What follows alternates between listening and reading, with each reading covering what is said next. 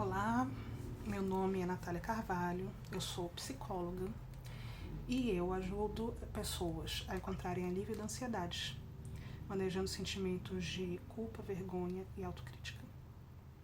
Hoje eu quero falar com você sobre o mito da independência e que você não é uma pessoa carente.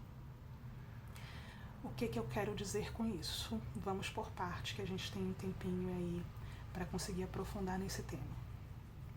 A primeira questão é: a gente vive uma cultura que, nas últimas décadas, cada vez mais, traz mensagens importantes sobre individualidade. Individualidade, até certo ponto, é ótimo, porque é reconhecer a singularidade do indivíduo, né? O que é isso? Nós somos únicos. Isso é bom. A gente não precisa abrir mão daquilo que a gente tem de único para se encaixar no todo. Até aí, massa. Individualidade, massa. Mas o outro lado da moeda é que a gente também tem várias mensagens de que a gente tem que se bastar. Tá? E isso é traduzido para os nossos relacionamentos dessa forma, de que eu não preciso de ninguém, ou eu não deveria precisar de ninguém, eu vivo melhor sozinho, ou... bem, várias formas, na verdade. Né? Eu não me adapto aos outros, eu tenho expectativas irreais sobre relações, porque se relacionar é difícil mesmo. E quando você se percebe sentindo essa falta do outro, e esse outro pode ser, né, uma pessoa específica ou simplesmente falta do contato com os outros, aí vem essa outra mensagem, tá? De que você é carente, de que você é frágil, de que você é dependente. E isso é um grande mito. Por quê? Por mais independência que a gente queira ter e seja ensinado a ter culturalmente falando, nós, seres humanos, não somos uma espécie solitária. A gente fala muito de cultura e é fundamental entender o nosso contexto cultural e social para entender o que acontece com a gente, mas a gente não pode esquecer que a gente é bicho. Nós também somos animais e nós somos mamíferos. Isso quer dizer que as relações, elas são fundamentais para a nossa existência. É um dos pilares da nossa saúde e do nosso bem-estar. Eu entendo que é difícil entrar em contato com isso, porque as relações, ao mesmo tempo, elas provocam muitas coisas ameaçadoras, e o medo da rejeição, e várias dores, enfim. Mas a gente precisa delas. Se você vê, a gente vive em cidades, né, grandes ou pequenas, a gente vive em cidades. A gente vive em núcleos familiares. E assim, por família, entenda-se todas as formas de família. Tá? A gente não se basta. Inclusive, a cultura que a gente constrói, ela é uma construção coletiva. Então, precisar da presença dos outros é uma condição da vida humana. E negar isso é negar a nossa própria humanidade. E outra coisa que eu falo bastante é que nada de positivo pode chegar quando a gente está em luta contra a nossa própria humanidade. Porque essa é uma guerra perdida. Lutar contra aquilo que existe mais humano na gente é perder a batalha, porque não tem como você se travestir em não humano. Você pode tentar esquecer, você pode entrar em vários mecanismos para se defender, mas você vai continuar sendo uma pessoa. E eu entendo que a gente muitas vezes não quer precisar de ninguém. Porque precisar das pessoas significa, como eu já falei, entrar em contato com coisas dolorosas, principalmente quando a gente já tem uma história de relações difíceis, e aí, enfim, a gente tem a questão da teoria do apego, que eu posso entrar mais nesse tema em outro vídeo, mas dentro das nossas histórias pessoais e familiares e de infância, enfim. Mas é parte normal da vida. Então aquela vozinha que fica te chamando de carente e fazendo você se sentir inadequada, na verdade ela só tá te machucando e te culpando. E não tem nada de verdade nisso. E aí eu quero deixar claro que eu não estou dizendo que a gente não lide com situações de codependência, eu não estou negando que isso exista. E também não estou dizendo que você precisa se colocar em relações que são abusivas e que te machucam porque você sente falta dessa pessoa. Não é isso que eu estou dizendo, tá? Mas que quando você faz isso, isso também é compreensível, porque você está atendendo a uma necessidade humana de se relacionar. Então, antes de se chamar de carente, dependente, o que eu te convido é a refletir um pouco sobre a qualidade das suas relações, como elas estão construídas e se elas estão atendendo às suas necessidades. Com um adendo importante de que nenhuma única relação vai atender todas as suas necessidades emocionais. E nem 10 mil relações, porque isso é uma parte do que nos constitui, mas não é tudo. Tá? Então, você está construindo relações nas quais você pode contar com outras pessoas e elas podem contar com você. Você está construindo relações nas quais você pode sim depender de outras pessoas em determinados momentos e elas podem também depender de você. Você está construindo relações nas quais você pode falhar e as outras pessoas também. São questões para você se perguntar ao invés de ir para deixa de ser carente. E o deixa de ser carente também pode estar mascarando outras questões, que dói em mim quando eu não tenho o meu desejo atendido pelo outro. Eu me sinto abandonada, eu me sinto rejeitada quando eu não tenho o meu desejo atendido pelo outro. Ok, é normal que essa dor venha, né? Nenhum de nós gosta de se sentir frustrado. Mas isso é também um trabalho de entender que, assim como nós somos humanos e falhamos, o outro com quem a gente se relaciona também é humano e falha. E que ele é uma pessoa diferente, ela é uma pessoa diferente e está em ritmos diferentes, tem crenças diferentes, tem desejos diferentes, e a gente nunca vai se encontrar completamente. E é por isso que a gente não vive só em casal, ou só em casal no sentido, né, qualquer casal, só entre um casal de namorados, ou só entre mãe, filho, pai, filho, ou só... A gente não vive só com uma pessoa, a gente vive em comunidade.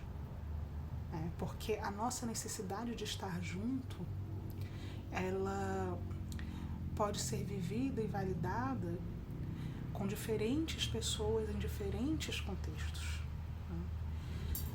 E isso é um grande desafio nesse momento de distanciamento social, eu entendo. A gente tem que se reinventar, né, nas nossas necessidades de estar junto.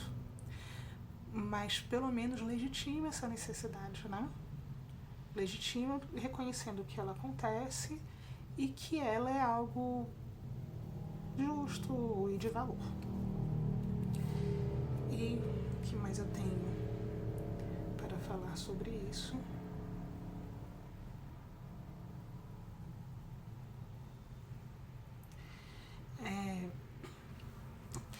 Ainda nesse assunto, sobre a gente não ser carente, deixa essa moto passar, e a nossa necessidade de convivência e ao mesmo tempo o nosso medo de convivência, né?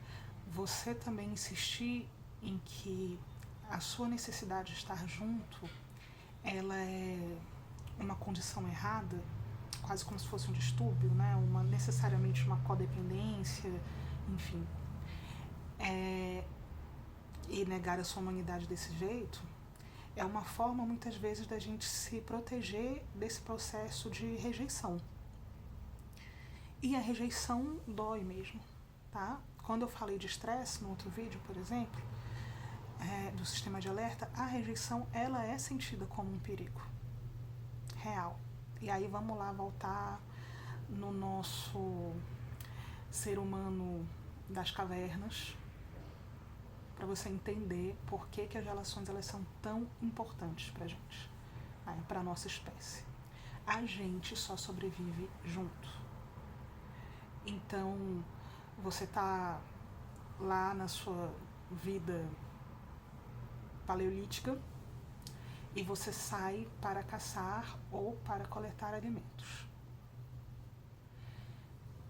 A sua falta precisa ser sentida pelo grupo. Você se sente mais seguro entendendo que se você se perder, se você se machucar, se alguma coisa acontecer, alguém vai buscar você, alguém vai sentir sua falta. Entende como isso é essencial? Se você é aceito pelo grupo, você consegue sobreviver porque você tem um lugar no coletivo. Se o grupo te rejeita, isso significa um risco à sua própria vida. Isso é desde o momento do nosso nascimento. Como disse uma das minhas professoras, o nosso primeiro trabalho como ser humano é ser amado. Então não existe essa possibilidade de a gente prescindir do outro, das relações, né? Da gente negar, da gente não precisar. O bebê humano não sobrevive sozinho, então você ser amado pelos seus pais ou pela sua família, pelos seus cuidadores, né, por aqueles que vão te sustentar nos seus primeiros anos de vida, é uma condição para existir. Né? Isso significa que você vai ter suas necessidades físicas e emocionais atendidas. E isso dura a vida inteira. Não dá para não existir não sendo amado por ninguém. E não fazendo contato com ninguém e não pertencendo a nada.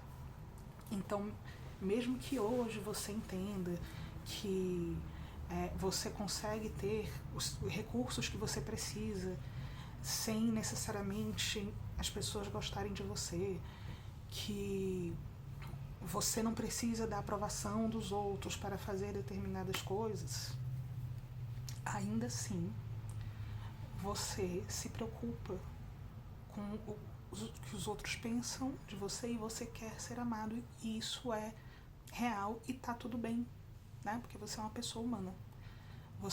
Isso é muito profundo e muito antigo na nossa espécie, isso é muito profundo na gente, para que a gente ache que consegue mudar isso só mudando a nossa forma de pensar.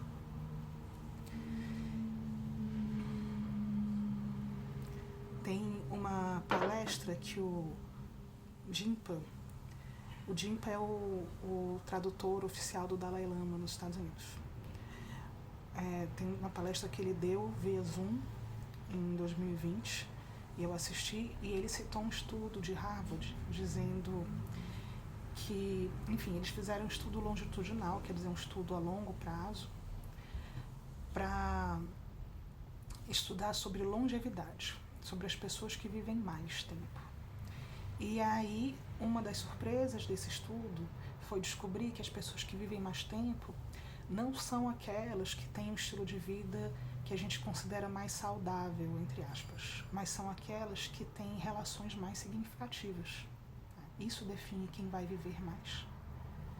Eu lembro de uma entrevista que eu vi no Jô Soares com um cantor, gente, estou esquecendo o nome dele, porque agora ele já morreu com certeza, mas ele devia ter uns 90 anos, falando que ele comia tocinho e feijoada todo dia e bebia cerveja todo dia e ele já estava lá com seus 90 anos super saudável, só que ele era casado com uma moça relativamente jovem, né, para a idade dele, mantinha relações sexuais cotidianas, falou disso abertamente. Ele era muito próximo da família dele, dos filhos, dava para ver que ele tinha uma vida muito significativa em termos de relações. Ele se sentia incluído, ele se sentia pertencente. A gente não pode minimizar o papel de se sentir incluído, pertencente e amado na nossa qualidade de vida.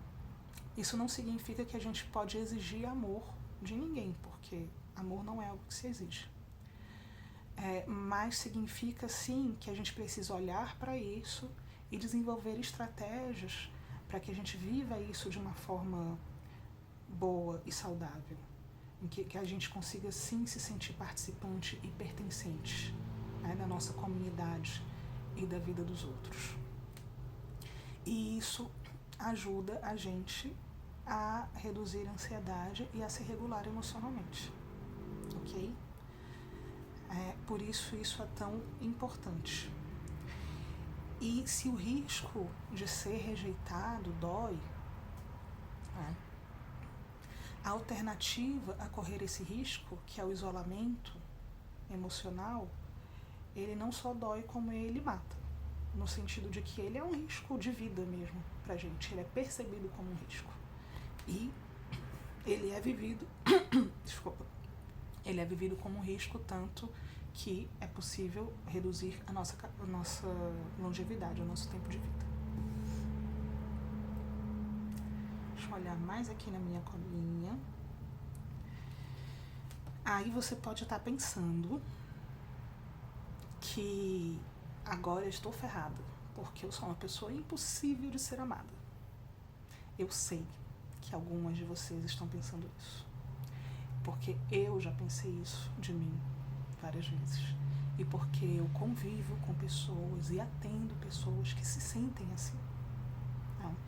Isso tem muito a ver com coisas que a gente viveu na nossa história e que a gente pode e deve ir trabalhando e desconstruindo. Isso tem muito a ver com essa voz autocrítica. Algumas pessoas falam muito dessa ideia de síndrome da impostura. E, ok, é um nome que ficou muito popularizado, que a gente pode usar, porque é muito parecido, né? A síndrome da impostura talvez esteja mais claramente ligada ao nosso desempenho, mas é muito parecido no sentido de que provoca aquela sensação de que quando as pessoas souberem quem eu realmente sou, quando as pessoas olharem lá dentro, conviverem comigo, elas vão saber que eu sou uma pessoa horrível. Elas vão saber que eu não mereço ser amada. E eu nunca vou conseguir estabelecer esse tipo de relação com as pessoas. Pode ser que você esteja pensando isso. E isso só piora a sua sensação de carência. Bem, cada um de nós precisa trilhar a jornada de entender onde estão os gatilhos que fazem a gente se sentir assim, mas a gente é maior do que o nosso desempenho. Em que sentido? Você é um ser humano complexo, como todos aqueles que você se relaciona. Todas as pessoas que você conhece e vai conhecer, elas têm falhas, como você. Elas têm falhas graves, que elas percebem como graves, assim como você tem falhas que você percebe como graves. Se a gente for esperar não decepcionar ninguém e ter uma retidão moral e de comportamento inquestionável, a gente nunca vai ser digno de amor. Quando eu proponho que a gente maneje os sentimentos de ansiedade trabalhando, maneje a ansiedade trabalhando sentimentos de culpa, vergonha e autocrítica, parte importante do que eu estou propondo é que a gente possa entender que a gente é digno de ser amado, que a gente é digno de ser amado, independente do nosso desempenho, independente dos resultados das nossas ações, independente das nossas emoções. A gente é digno de ser amado porque nós somos humanos. Então, a minha pergunta é: você consegue perceber isso? Você consegue se perceber como uma pessoa que é digna de ser amada? E aí, nisso tem uma coisa muito importante, que eu volto lá na história da carência. Quando eu pergunto para você se você consegue se perceber que você é digno de ser amado, eu também estou propondo que você possa se dar esse amor, possa se dar esse reconhecimento. Tá? Mas isso não quer dizer também que eu tenho que me amar primeiro para depois amar os outros. Não é que isso esteja errado. É porque vira uma dessas frases comuns e vira um jargão que se esvazia e não ajuda em nada. Quer dizer que eu posso me amar e receber o amor dos outros. As duas coisas andam juntas. Quer dizer que a Carol Halpin, indico sempre o perfil dela lá no Instagram, no meu perfil, ela me falou uma coisa que sempre eu repito para mim: autocompaixão é estar para mim também. Não é eu me basto, não é eu estou para mim, mas é eu posso me dar esse amor, essa gentileza, e eu posso receber das pessoas. E algumas vezes receber das pessoas pode parecer até mais difícil do que se dar, né? Veja bem, por todos os motivos que eu falei já nesse vídeo hoje. Então, tem essa pergunta, né, que eu gostaria que você parasse para refletir. Se eu posso perceber que eu mereço amor e compaixão. A compaixão é importante. Independente do que eu faço. Isso, novamente, não quer dizer obrigar os outros a me amar, mas só assim: eu sou um ser que merece amor. Isso é importante para que você possa trocar nas suas relações esse amor também.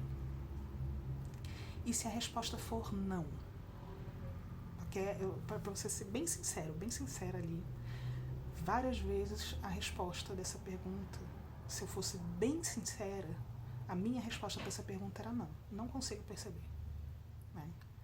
E aí o que eu preciso para ser amada? Aí eu tenho uma lista de várias coisas que eu preciso fazer para eu acreditar que eu posso ser amada. Tudo bem se você está aí. Tudo bem se esse ainda é o lugar que você está. Porque isso é um caminho. Eu escrevi uma vez e eu continuo acreditando nisso. Não adianta a gente falar para alguém que não se ama: olha, você tem que ter amor próprio. Tá? Não adianta. Porque se funcionasse, teria... então pronto, estou curado. Tá? É a mesma coisa que você falar para qualquer brasileiro que mal sabe português: fale chinês, aprenda mandarim. Fale mandarim, né? Porque chinês não é uma língua, não é um idioma. Então, isso é um caminho de aprendizado. E como todo aprendizado, ele precisa de tempo e precisa de prática. Mas a primeira parte desse aprendizado é entender que a gente não sabe. Tá? Então, essa é a mensagem principal do vídeo de hoje, na verdade. Se eu puder resumir, vamos fazer uma recapitulação. É o primeiro: você não é carente. Você não é dependente. Você é só humano, humana. todos nós precisamos do outro. E esse outro não é só necessariamente um relacionamento romântico, inclusive o amor romântico pode ser uma furada em vários sentidos, mas o outro é comunidade, o outro é família, o outro é amizade, e o outro também é um relacionamento de casal. Né? O outro são vários outros. A nossa sobrevivência como espécie está ligada a depender dos outros, a ser parte, né, de uma comunidade, desde a nossa primeira respiração. E isso permeia toda a nossa história como espécie.